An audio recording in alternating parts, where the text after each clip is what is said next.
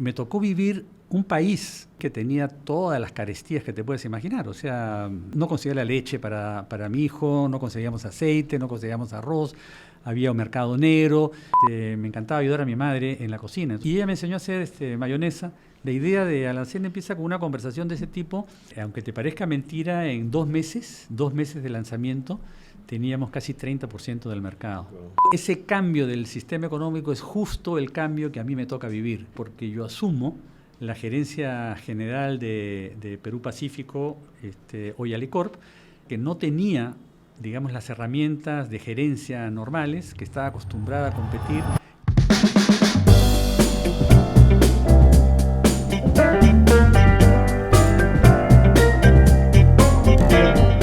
Bienvenidos a un nuevo episodio de Gurú Motivación. Como comentábamos en las 2 ediciones anteriores, desde Gurú admiramos el éxito de peruanos que trascienden y queremos compartirles historias que valen la pena ser comentadas para que puedan ayudarlos en su camino profesional, laboral y otros emprendimientos que ustedes hagan en su día a día. Queremos agradecerle la verdad por los comentarios positivos que nos han ido llegando. Nuestro primer video tuvo más de 2 millones de vistas en TikTok, más de 2.000 comentarios, la gran mayoría positivos. Nos entusiasma bastante seguir con este tipo de contenidos. Y hoy, en esta tercera edición, hemos invitado a una persona que personalmente admiro bastante. Él es Leslie Pierce. Hola, Lels, ¿cómo estás? ¿Cómo estás, Jimmy? Un gusto, un placer estar acá contigo. Nada, muchas gracias por aceptar la invitación. Leslie es economista, es director de empresas y es ex CEO de Alicorp. Tiene más de 50 años de experiencia profesional. Ha visto al Perú, ha vivido distintas etapas hasta la que actualmente estamos. Eres un libro de conocimiento y nos gustaría que en esta entrevista podamos sacar lo mejor de ti. Y para iniciar, cuéntanos un poco qué te llevó a estudiar la carrera de economía y cuáles fueron tus inicios en el mundo profesional. Claro, y gracias por la invitación y, como te repito, un placer estar acá contigo y poder compartir mi experiencia de vida.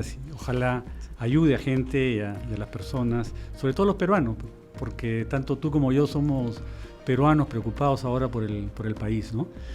Yo estudié en un colegio privado, me tocó esa vida, y después del colegio ingresé a la Universidad Católica a estudiar economía. ¿Por qué economía? Creo que, como le pasa a la mayoría de los jóvenes en el momento que tienen que elegir una carrera, es porque alguien me dijo, o alguien me contó, o alguien me dio a entender que el ser economista podía ser un buen camino, ¿no? En verdad no sabía exactamente qué me deparaba el ser economista desde el punto de vista profesional. Al entrar a la Universidad Católica creo que tuve uno de los mayores aprendizajes de vida, porque me encontré con un mundo que en verdad no conocía. Me encontré con una realidad social y una estructura social totalmente distinta a la que yo había estado acostumbrado en mi vida escolar. Y de verdad aprendí muchísimo de compartir momentos, tertulias, aprendizajes y conocimientos con un grupo de gente que no conocía y que empecé a conocer, y no solamente a conocer, sino a querer además, como parte de lo que significa una relación de amistad, y luego después como peruano, ¿no? Entonces, ¿por qué economía? Porque así me llevó la vida. Estudié la carrera de economía con el deseo probablemente de trabajar en la misma universidad haciendo investigación, o en el Banco Central de Reserva, o en el Ministerio de Economía, porque de eso se trataba, digamos, mi profesión. Nunca pude visualizar entonces de que iba a terminar en el mundo corporativo, ¿no? Tengo una bastante experiencia también, y no se conoce mucho, en la función pública, porque así fue la vida, ¿no? Has sido viceministro de Comercio, por lo... Sí, claro, o sea... primero trabajé, mientras estaba estudiando en la universidad, ingresé al Banco Central de Reserva, al BCR, como un auxiliar de oficina, a hacer una práctica en el BCR. Tuve ese privilegio. Normalmente esas prácticas eran una pasantía, era por 3 meses. Me terminé quedando a casi 8 meses en el Banco Central, en el Departamento de Moneda y Banca, así se llamaba, donde trabajaba con una calculadora que lo único que hacía era sumar y restar y entender un poco cómo se movía la economía del país, ¿no? Pero fue una experiencia linda. Ahí estaba trabajando en el banco y estudiando al mismo tiempo. Pues tendría 19 años, 20 años aproximadamente, ¿no? Bueno, has visto pasar distintas etapas del Perú, de los 70, los 80, los 90 de muchos cambios, los 2000 y ahora con una revolución tecnológica 2024. ¿Cuál ha sido la etapa más complicada, crees, que ha pasado el Perú? Yo, cuando salgo de la universidad, no trabajé ni en el Banco Central, ni trabajé en el Ministerio de Economía. Las empresas de ese momento eran empresas casi todas del Estado, porque lo que teníamos en ese momento era en el año 1970, a partir del 68, hay que acordarse, hubo el famoso golpe militar, y el Perú cambia de modelo económico a un modelo más estatista, y por lo tanto la mayoría de las empresas eran del Estado. Yo trabajé porque era una de las pocas oportunidades de trabajo que había en esa época en Minero Perú, y entré a trabajar a un departamento que se llamaba de Planificación Económica. Nuevamente era un auxiliar ahí y me tocó desarrollarme como mi primera experiencia profesional. En el año 73 decido buscar una beca para irme a estudiar fuera, a hacer una maestría. En ese momento obtuve una beca de la Fundación Ford. Y dentro de todas las alternativas que tuve, quería vivir toda la realidad latinoamericana, ¿no? Y en ese momento Chile tenía, digamos, un gobierno socialista, porque había sido electo Salvador Allende, sí. Y estaba dentro de un proceso de cambio económico bien interesante. Apliqué, entré a la Universidad Católica de Chile a estudiar una maestría en esa rama, ¿no?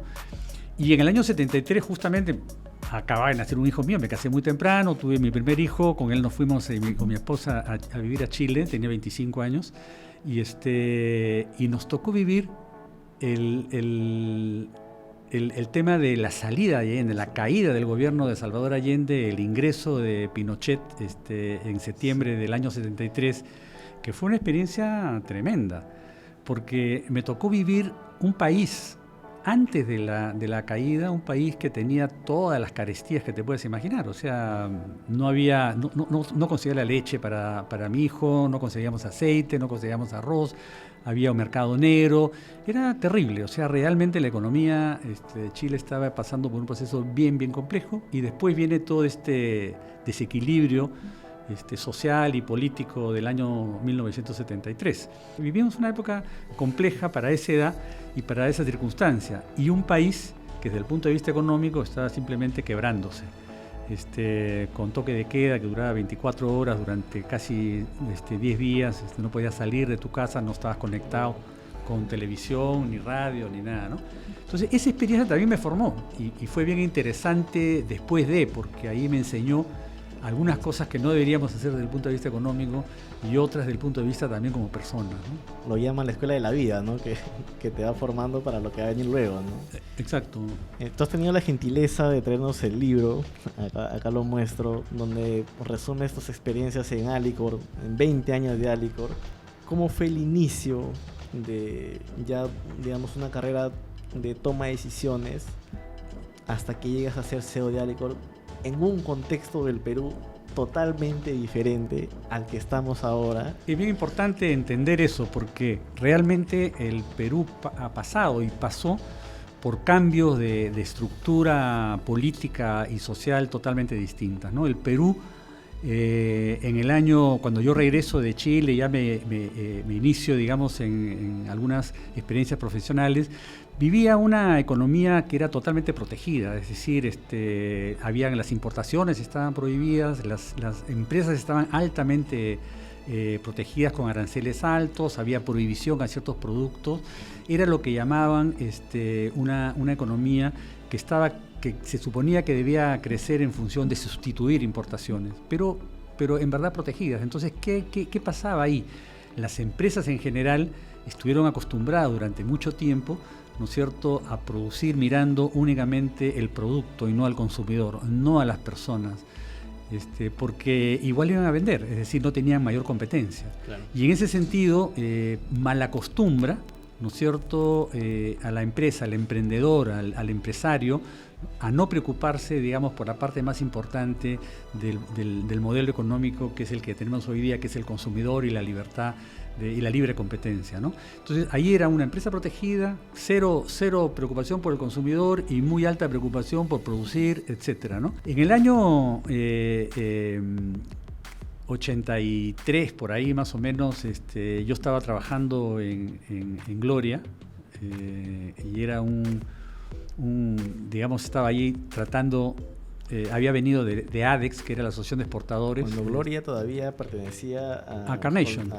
Producía Carnation. Y antes de eso había estado en la Asociación de Exportadores. Ahí tuve una experiencia también bien interesante. Dicho sea de paso, quizás es importante mencionarla, porque yo tenía 29 años, 28, 29 años por ahí, y me tocó, por cosas del destino, ocupar una gerencia de una área importante de ADEX en esa época.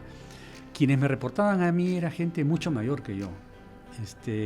Yo era relativamente nuevo, era muy joven, y poder controlar, digamos, situaciones adversas en cuanto a las relaciones de personal me enseñaron mucho en la vida, porque era muy joven, que tenía que mantener un equilibrio con un personal o con un equipo de gente que era mayor que yo, que probablemente incluso pensaban en ese momento que debían haber ocupado mi puesto y no yo, y eso todo generó una situación que me preocupaba bastante, pero que poco a poco me enseñó, ¿no es cierto?, lo importante que es el ser humano, lo importante que es tener el equipo, lo importante que es liderar gente. Y eso, Jimmy, va a ser una cosa importantísima en mi vida, porque siempre he sido así. Siempre en las decisiones que he tomado, en las diferentes posiciones, para mí el recurso humano, las personas, es probablemente lo más importante que tiene un empresario, un emprendedor, un CEO, un gerente, quien esté liderando un emprendimiento cualquiera sea, ¿no? Y después de esas experiencias, antes de llegar a Alicorp, llegas a dirigir algunas empresas del grupo Romero. Claro, justamente saliendo de Gloria, se me abre la oportunidad de entrar al Grupo Romero. O sea, a través de un amigo que trabajaba en el Grupo Romero, me dice, hay una posición, Leslie, te quieren conocer.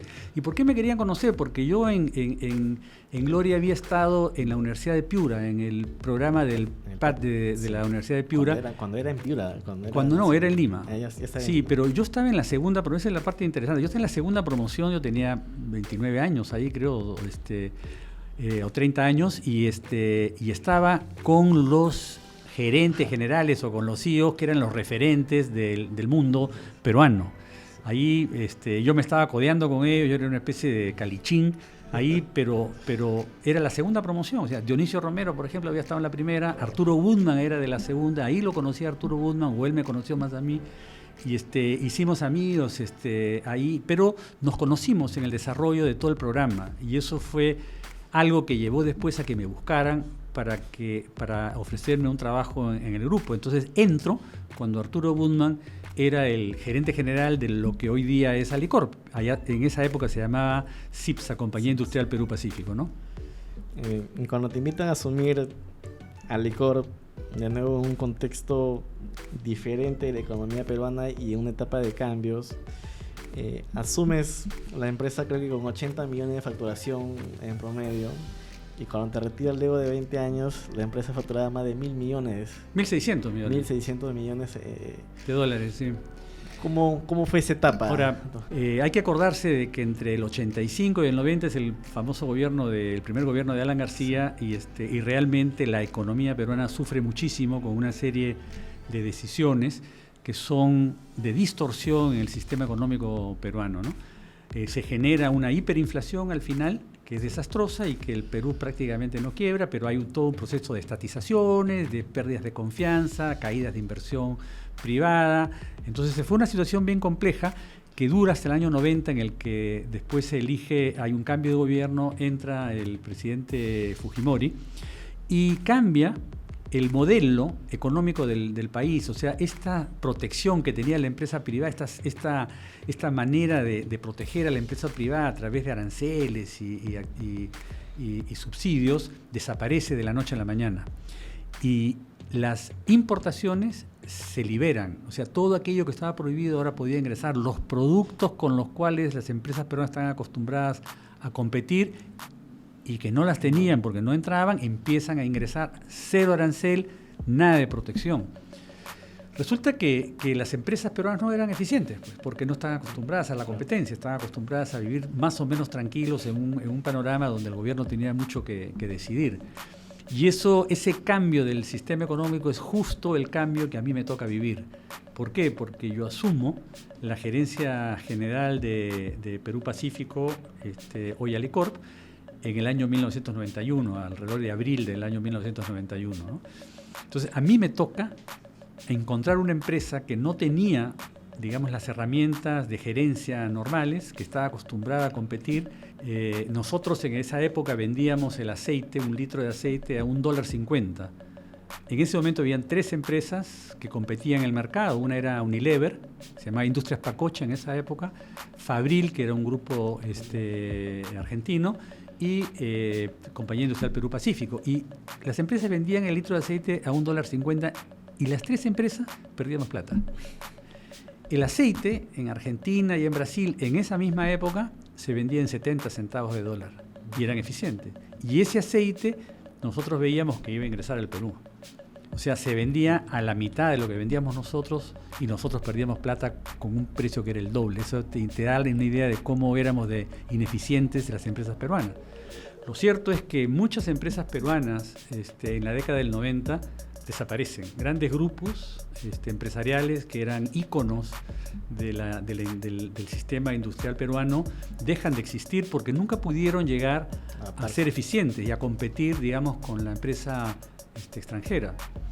Hago esa acotación porque, claro, probablemente muchas de las personas que nos están viendo o escuchando en este conversatorio no entienden porque no han conocido, digamos, esa realidad. Entonces es difícil, cuando uno ya ha vivido un modelo de libre competencia, cómo realmente la libre competencia puede hacer que las empresas sean mucho más eficientes. Y en ese sentido, esa es la parte interesante de lo que es el modelo del capitalismo de libre competencia que existe, digamos, en la mayoría de los países del mundo, ¿no? Que realmente lleva a buscar eficiencias y a concentrarse, ojo con lo que te voy a decir, ¿no es cierto?, no necesariamente en su rentabilidad, sino en el consumidor. O sea, la parte importante, ¿no es cierto?, del quehacer de un emprendedor, sea pequeño o sea más organizado, es siempre satisfacer las necesidades de un consumidor. Al hacerlo, ¿no es cierto?, tiene que entregarle a ese consumidor un producto que sea bueno, que tenga el precio adecuado para lo que está vendiendo y que pueda realmente satisfacer las necesidades de ese consumidor. Si no lo hace, el consumidor es libre de ir y buscar otro. ¿No es cierto? Y esa es la parte que es interesante. Sí. Es bien fácil decirlo ahora, pero cuando estás en una empresa que viene justamente teniendo todas las ineficiencias y siendo casi monoproductor de aceite que era casi un commodity en el caso del Perú, no es fácil, pues, sobre todo con una economía abierta, con un sistema de competencia que se venía y que generaba un riesgo tremendo, ¿no? Ese es como que mi bautizo, ¿no es cierto?, en el mundo empresarial moderno. Decía Julio Velarde en el CADE del año pasado, ¿no? Si no inviertes, la competencia te come. O sea, claro. Que justamente es invertir en dar mejores servicios. Exacto. En general. ¿Cuál es la receta, digamos, qué hacer cuando recibes en un contexto tan complejo para levantar la empresa y en tu caso tener una visión a largo plazo que te permita competir e ir liderando y no morir en el intento, ¿no? Como tú comentabas, muchas empresas no lograron esa adaptación y perecieron. Bueno, quizás y esa es la parte importante, ¿no? Y la parte importante de un emprendimiento cualquiera, sea pequeño, sea mediano o grande, es igual. Tú tienes que tener una visión de dónde quieres estar con tu empresa o con tu emprendimiento. Así sea una pequeña empresa, sea una pyme, sea una empresa mediana o empresa más grande. Tienes que tener una visión de dónde quieres tener a tu empresa de aquí a 5 años o 7 años. ¿Qué es lo que te imaginas debe estar tu empresa? Esa visión la tienes que poder plasmar, ¿no es cierto?, y poder ejecutar en el tiempo. Eso es bien importante. O sea, si tú no tienes esa definición estratégica de la visión y luego no cuentas con el recurso humano correcto, es muy probable que no tengas el éxito adecuado. En el caso de Alicorp, era una empresa que básicamente era monoproductora de aceites, producto que no tenía mayor valor agregado. Para poder ser eficiente en el tema de un commodity como el aceite, lo que necesita son grandes números, o sea, realmente volúmenes importantes para poder reducir los costos de producción, que dicho sea de paso se hace a través de la adquisición, se hace a través de una oportunidad que se presenta de poder adquirir la Fabril, que era una empresa que era 2 veces más grande que la Alicorp de ese momento, ¿no? Y la otra cosa es la formación de tu equipo de gente, ¿no? O sea, acuérdate que estamos ahora hablando de la necesidad de transformar la empresa Alicorp hacia el consumidor, de tener una visión de largo plazo en la cual lo que vamos a buscar es salirnos un poco del commodity, sino creando más valor agregado para la empresa, es decir, crear nuevos productos, lanzar nuevos productos con valor agregado, de forma tal que podamos tener, digamos, la eficiencia, las economías de escala y al mismo tiempo, ¿no es cierto?, poder competir con lo que venía de fuera. Uno de los productos, y quizás podamos hablar de eso cuando tú lo consideres, es el primer lanzamiento que tiene Alicorp en esa estrategia, ¿no? Porque era difícil, éramos gente que estaba ahí pensando qué hacemos ahora, cómo hacemos este tema de valor agregado, hacia dónde dirigimos una empresa relativamente grande. Ya hemos comprado la Fabril, habíamos mejorado bastante nuestro sistema de distribución, donde tenemos un sistema de distribución propio, pero de ahí hay que lanzar productos nuevos, o sea, un producto nuevo, algo que rompa el molde de donde estábamos. Y ese molde para nosotros era pasar a un producto de más valor agregado, o sea, más marketero, más orientado hacia el consumidor y por ende más competitivo en un mercado de libre competencia, ¿no? Y ahí yo recuerdo haber escuchado una charla tuya del 2018 en la Universidad de Lima, que de hecho ahí te invitamos a participar, donde hablaba de este caso de Alacena, ¿no? Que era un caso... yo en ese entonces acababa de salir de la universidad y era una hora en la cual resumía todo lo que es marketing, investigación, yo estoy en administración de empresas, la teoría que te da la universidad súper aplicado. Entonces, cuéntanos un poco cómo fue crear ese producto que tú dices disruptivo, que te haga ganar mercado y sobre todo que se posicione y tenga grandes retornos para la empresa, ¿no? Yo en verdad, acuérdate, era economista, o sea, no era un hombre de negocios, o sea, no había estudiado marketing, no había estudiado administración de empresas, dicho sea de paso, nunca estudié administración de empresas al final en mi vida, ¿no? Pero sí tuve la oportunidad de estar cerca de quienes tomaban decisiones y de entender el concepto de la importancia que tiene el consumidor. Entonces, una de las partes más urgentes era tener un equipo de marketing que estuviera ya sólido, ¿no? Y no lo teníamos, porque yo estaba tratando de buscar, de formar a las personas en marketing, pero eso demora, tiene mucho tiempo y nosotros en ese momento no teníamos ese tiempo. Entonces, felizmente hubo la oportunidad de poder contratar de otra empresa, que era una empresa como Procter & Gamble, una empresa muy marketera que tenía formada a su gente, ¿no es cierto? Contratamos a una de las personas que creo yo, a Guillermo Paredes, que creo yo fue muy importante en todo el proceso de transformación de Alicorp. Con eso ya empezamos a armar, digamos, el equipo. ¿Y por qué Alacena? Y es un poco antes de la contratación y eso es una anécdota que es bien interesante, porque creo que la mayoría de los peruanos que nos deben estar escuchando hoy día, cuando comen mayonesa, lo más probable es que estén probando Alacena, porque Alacena es como que hoy día el sinónimo de lo que es mayonesa en el tiempo. En esa época no existía Alacena y nosotros no sabíamos qué hacer. Y conversando con mi gerente del vicepresidente del área de producción de aceites oleaginosos, Juan Llosa, a quien guardo mucho cariño también, hablamos con Juan y decíamos, oye, bueno, ¿por dónde vamos? Entonces, ¿qué tenemos? No tenemos aceites. Entonces yo le decía, oye, mira, dicho sea de paso, a mí me encanta la cocina, me encanta cocinar, y cuando era joven, me encantaba ayudar a mi madre en la cocina. Entonces entraba cuando estaba en la universidad o en el colegio y la ayudaba a cocinar. Y ella me enseñó a hacer mayonesa, mezclando el aceite, el huevo, la mostaza, el limón, etcétera, ¿no? Y la ayudaba. Entonces yo le decía, oye, mira, una cosa que podemos hacer, chicos, tenemos el aceite, ¿por qué no? Sí, me dice, podemos hacer, pero ahora hay que buscar la tecnología de ver cómo podemos hacer la mayonesa. Así empieza la idea. La idea de Alacén empieza con una conversación de ese tipo, que fue muy amena y todo, pero que ahí había que construirla y después generar el producto, ¿no? No existía ninguna tecnología nuestra. Las mayonesas que existían en el Perú eran Heinz, que era de Unilever, el propietario, que tenía 75% del mercado, y la mayonesa Maggi, que era de Nestlé, que tenía el otro 25% del mercado. Dicho sea de paso, ambas mayonesas industriales solamente, y esta es la parte que es interesante, solamente eran consumidas por el 10% de quienes consumían mayonesa. ¿Por qué? Porque la gente hacía la mayonesa en casa. Porque estaban acostumbrados a hacerla, igual que mi mamá hacía sus mayonesa en casa porque le gustaba la forma como hacía la mayonesa. Y eso fue para nosotros una oportunidad. Cuando nos dimos cuenta que la mayonesa solamente era un mercado chiquito, porque la mayonesa industrial como que nadie la quería comprar, dijimos, oye, pero no hay negocio ahí, pues es muy chiquito el mercado. Pero ojo, el otro gran mercado era la mayonesa en casa, la que hacían Entonces hicimos, pero el peruano sí come mayonesa, nosotros somos peruanos, o sea, ¿por qué no podemos hacer una mayonesa para el peruano? Y eso hicimos, nos pusimos a analizar las costumbres para hacer mayonesa. El equipo de marketing empezó a analizar, compartiendo, digamos, la cocina con amas de casa peruanas.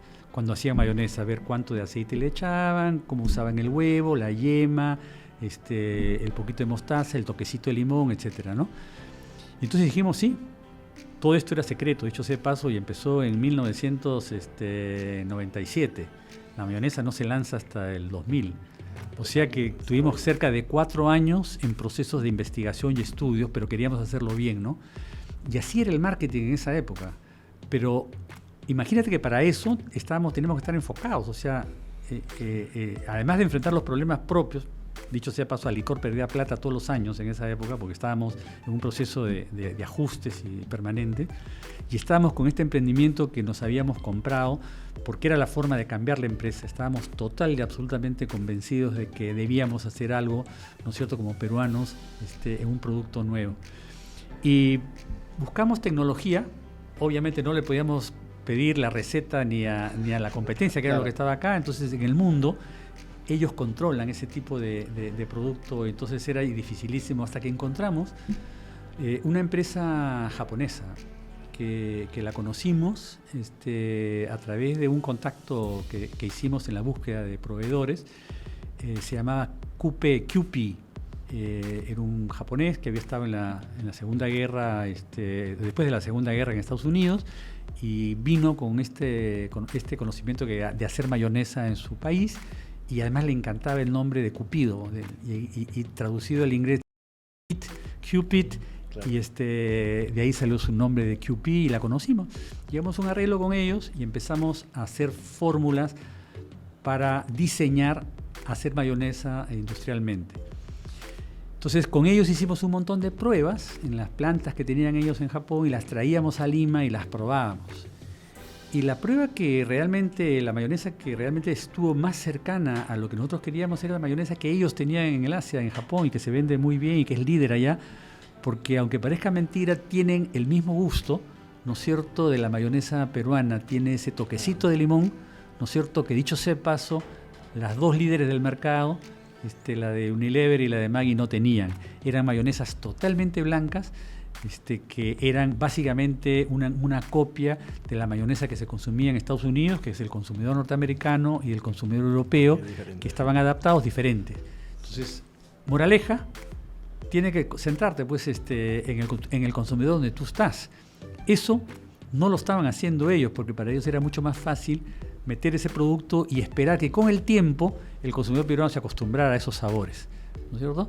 A nosotros nos abre una puerta muy grande en la formulación del producto. Concebimos una mayonesa que era igualita a la que hacían en casa, mismo sabor, etcétera.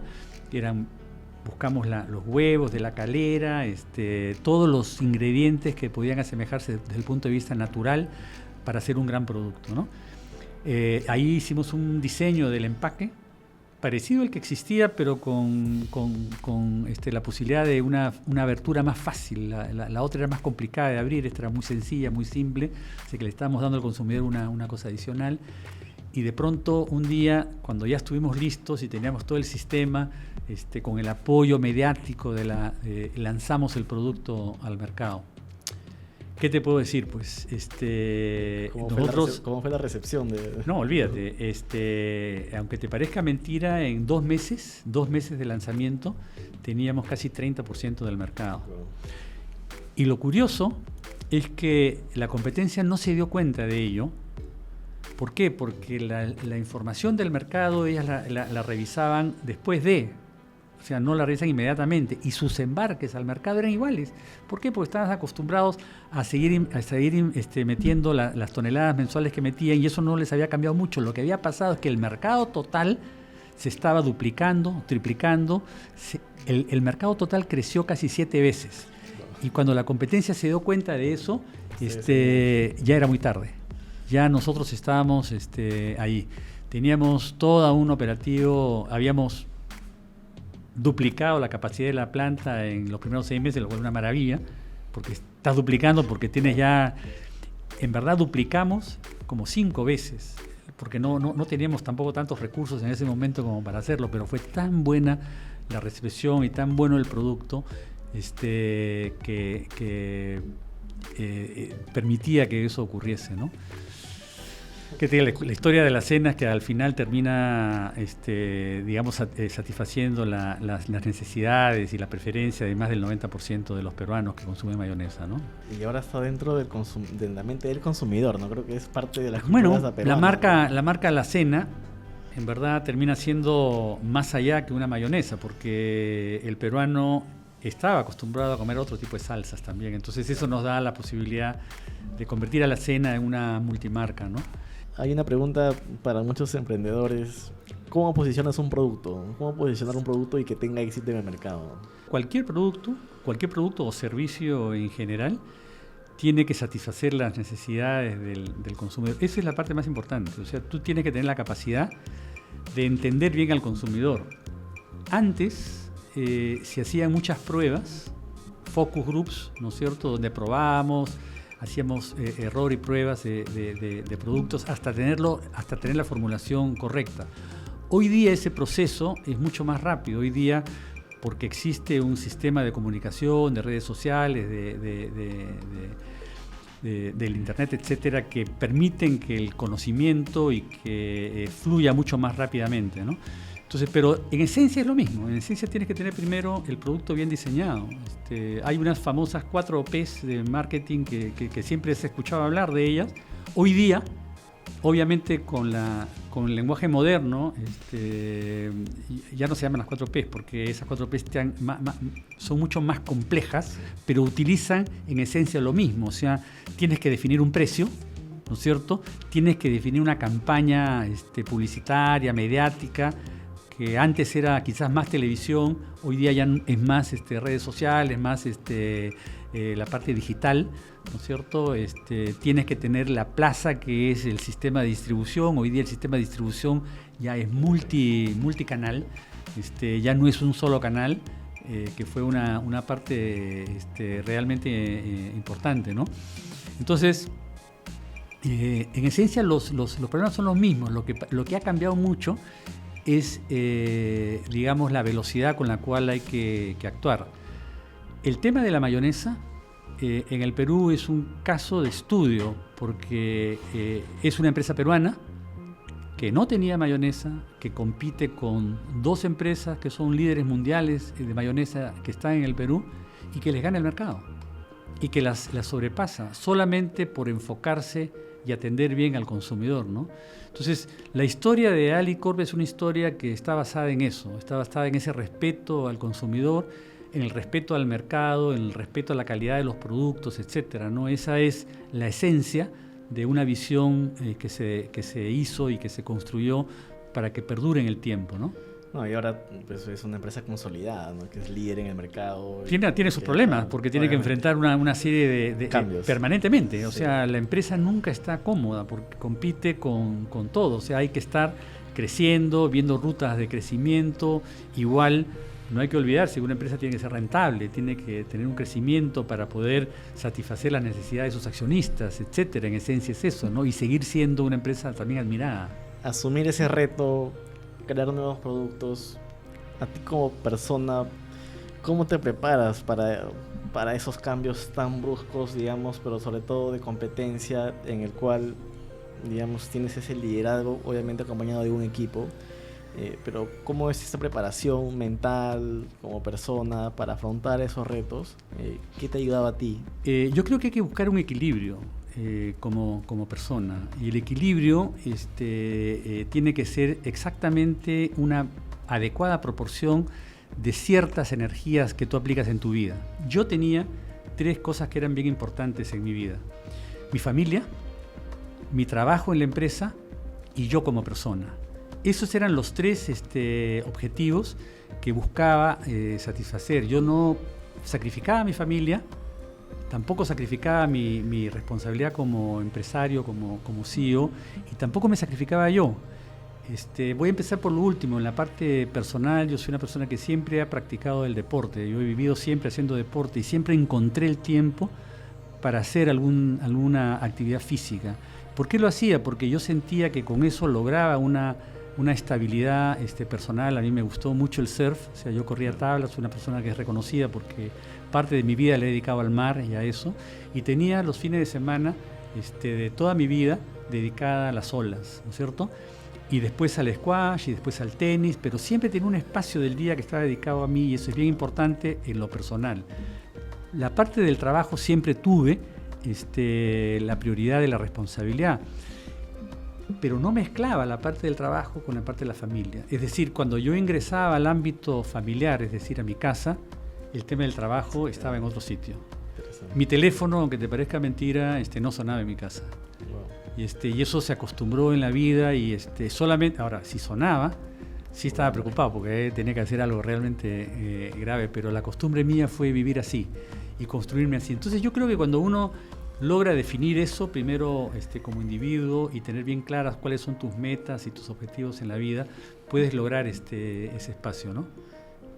¿Qué le dirías a profesionales que recién están iniciando o que ya están en el camino y aspiren a tener puestos de liderazgo en distintas empresas? ¿Cuál es esa ruta que deberían seguir? Mira, lo primero que uno debe tener en ese campo es esa confianza en sí mismo, ¿no? O sea, realmente entenderse, saber que uno puede llevar adelante los sueños. Otra cosa es el concepto de responsabilidad. O sea, uno tiene un concepto de responsabilidad en el trabajo o en las cosas que hace, o sea, la claridad y ser ejemplo cuando uno las hace al mismo tiempo. O sea, el hecho de que yo estuviera liderando como CEO no me hacía o nunca me sentí más importante que nadie en la empresa ni en la organización.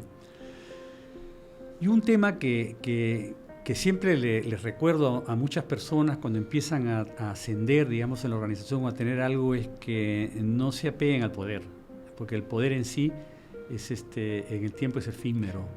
Yo tenía eso muy claro. Yo sabía perfectamente que así como podía tener poder, el poder también lo podía perder.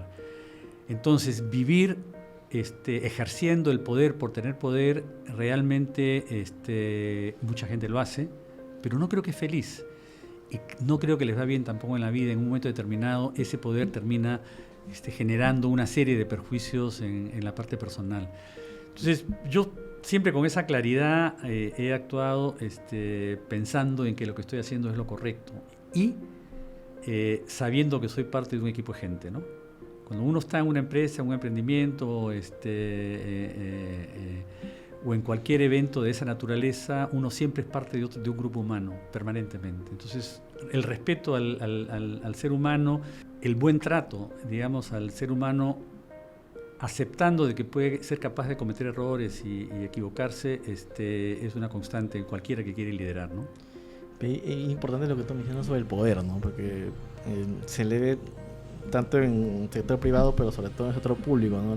Cuando una persona adquiere poder, cambia personalmente, pierde la humildad y Y a veces, como tú dices, ¿no? La vida es efímera, lo tienes ahora, lo pierdes ahora, pero muchas veces destruyes todo un camino que a veces ha costado, ¿no? ¿Qué es para ti, por ejemplo, esa parte de la humildad, de entender que por más que tengas poder, igual, digamos, construyes, ¿no? Claro, pero el poder, nuevamente, el poder no te tiene que identificar como ser humano, ¿no? La humildad sí, porque la humildad es una forma de ponerte, ¿no es cierto?, en igualdad de condiciones con quien estés. Tú no tienes por qué sentirte que eres mejor que nadie. Probablemente seas mejor que muchos, pero también vas a tener a otros que son mejores que tú.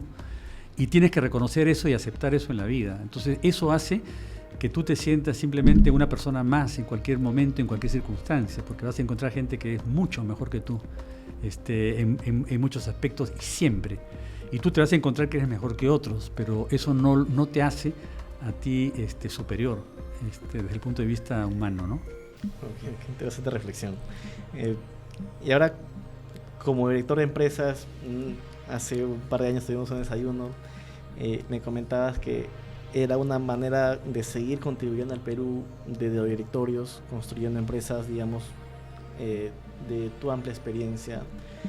Después de haber vivido esas etapas desde estudiante, el Perú con muchos cambios, luego como CEO de Alicor y ahora como director de empresas, ¿cuál crees que es el rol que tienen las empresas en la construcción de un mejor país, en creación de oportunidades?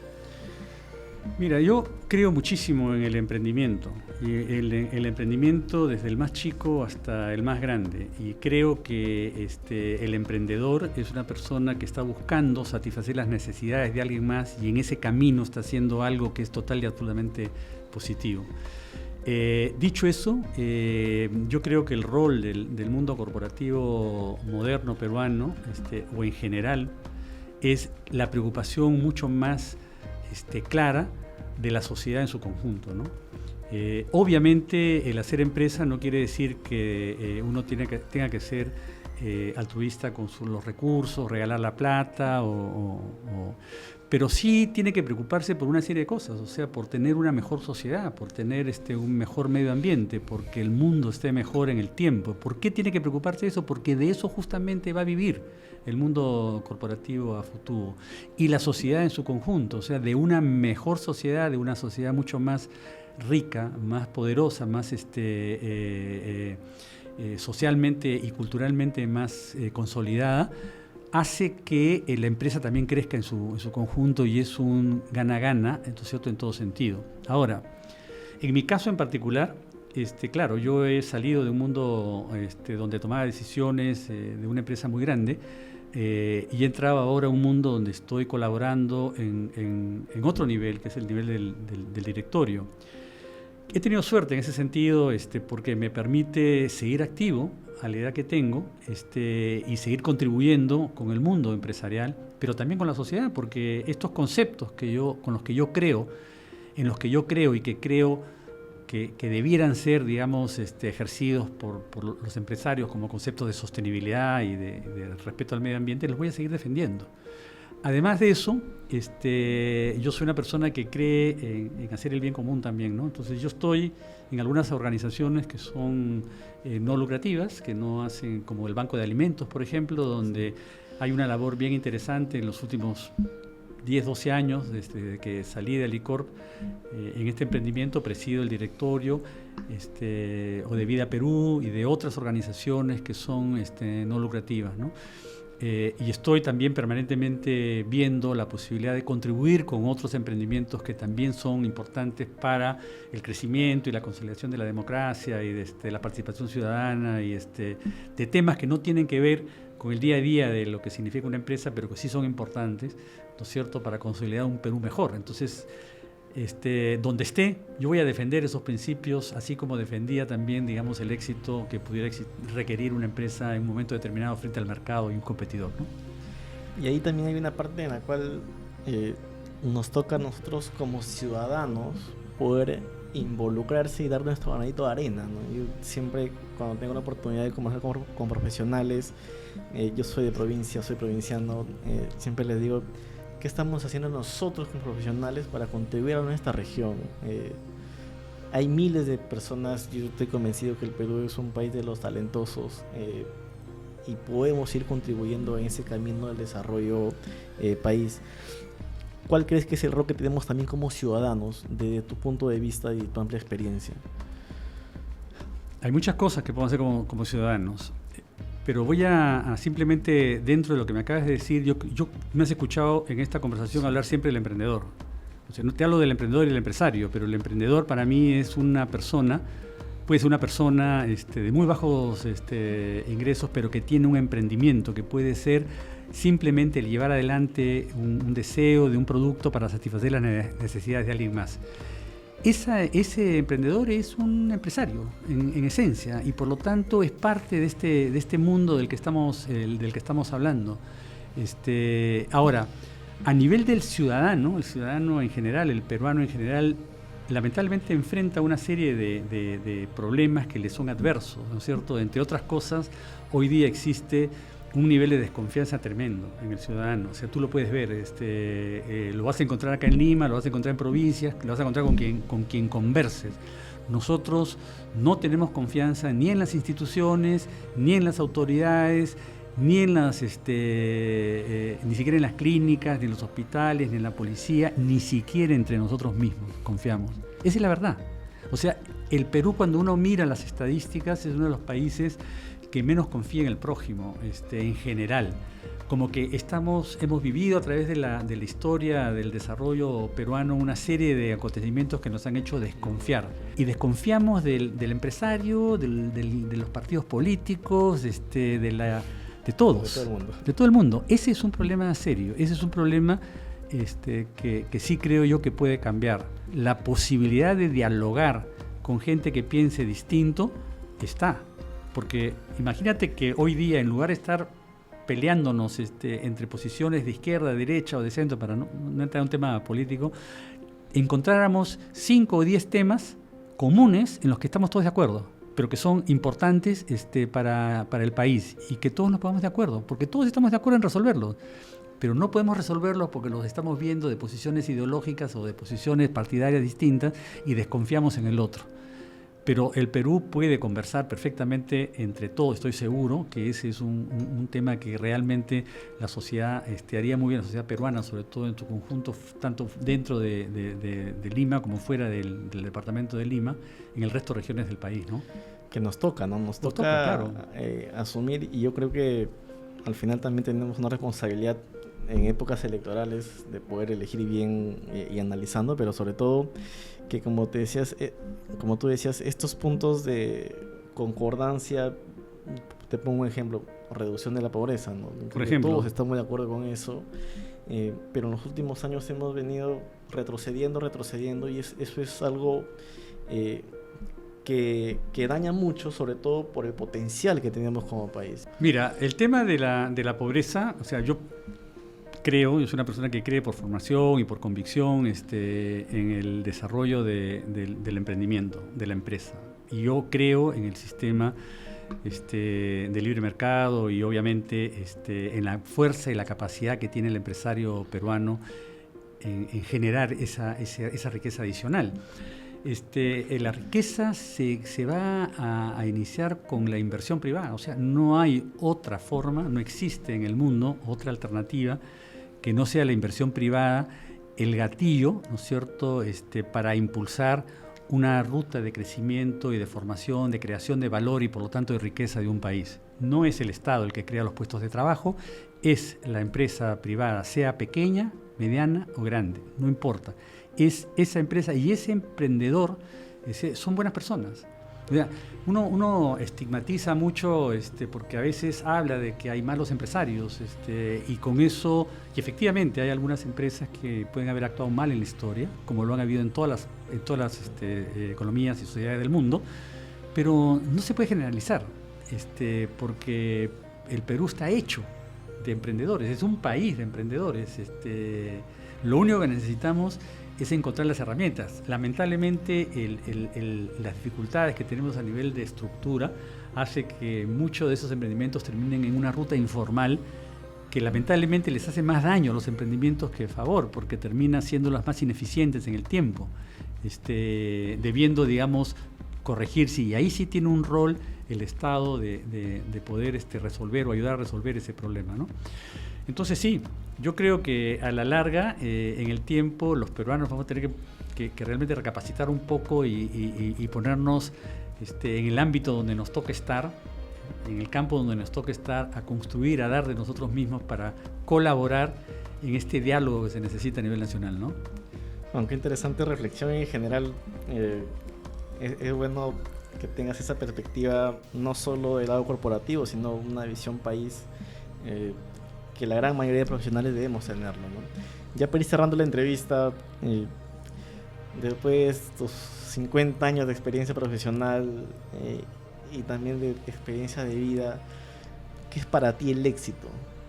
Yo, si tuviera que decir quién es una persona exitosa, es una persona que se siente bien consigo mismo, en el fondo, ¿no? Que ha logrado llevar adelante aquellas cosas que lo hacen feliz como persona, como ser humano.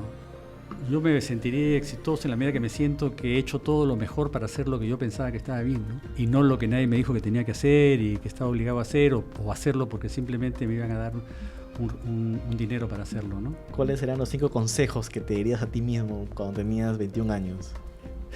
Bueno, mira, mi vida ha sido un conjunto de decisiones que las he venido tomando siempre. Y yo efectivamente siempre he visto un poco más adelante, pero tampoco he dejado que me ciegue. Siempre he tratado de vivir bien intensamente también el momento que me tocaba vivir, ¿no? Y yo repetiría mi vida, en verdad, sí, tal como está, equivocándome, ¿no es cierto? Como me he equivocado en varias cosas, porque de esas cosas, de esos errores aprendí mucho también y corregí. Y al final, nuevamente, ¿no? A la edad que tengo, y seguir colaborando desde la perspectiva de donde estoy, con lo que hago, me sigue llenando en lo personal, ¿no? Igual llego a mi casa y me siento feliz también con mi familia, con mis hijos, con mis nietos, etcétera. Y me siente bien conmigo mismo. Entonces eso... Y ahí, digamos, ya en modo, la palabra que yo siempre uso es en modo gurú, con todo lo que ha vivido. Si tuvieras que darle consejos de nuevo hacia la juventud, que está con esa energía y con un mundo por delante, ¿qué le dirías? Mira, yo creo que la juventud, si hay algo que tiene y que tiene que aprovechar bien, es que tiene tiempo, ¿ok? Para mí sí es una reflexión que a veces los jóvenes no se dan cuenta, o yo no me daba cuenta cuando era joven. O sea, todos hemos pasado por lo mismo, con diferentes características del entorno que nos tocó vivir cuando éramos jóvenes, pero en esencia parecidos. O sea, los problemas hacia la sociedad, hacia los mayores, hacia los pares, hacia el entorno, siempre genera una serie de ansiedades y de preocupaciones, ¿no? Yo diría que se tengan nuevamente esa confianza en sí mismos de creerse que son capaces de realmente salir adelante de la adversidad. Y sí, ser responsables. O sea, la juventud hay que vivirla, hay que disfrutarla, pero también hay que saber, ¿no es cierto?, que en algún momento determinado de mañana vamos a tener hijos probablemente, o vamos a tener una actividad en la cual tenemos que ejercer una responsabilidad determinada, y que somos parte, seamos conscientes o no, de una sociedad, ¿no? Somos parte de un grupo humano también al cual nos debemos y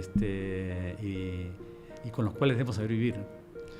Nada, muchas gracias, Leslie, de verdad que ha sido magistral poder escucharte. Tienes una reflexión final. Gracias a ti, Jimmy, en verdad muy contento de estar contigo y de conversar, y encantados. Después, más adelante, podemos volver a tocar algunos otros temas, porque sí. Alicorp, en verdad, tiene muchísimas anécdotas y cosas para compartir con la gente, ¿no?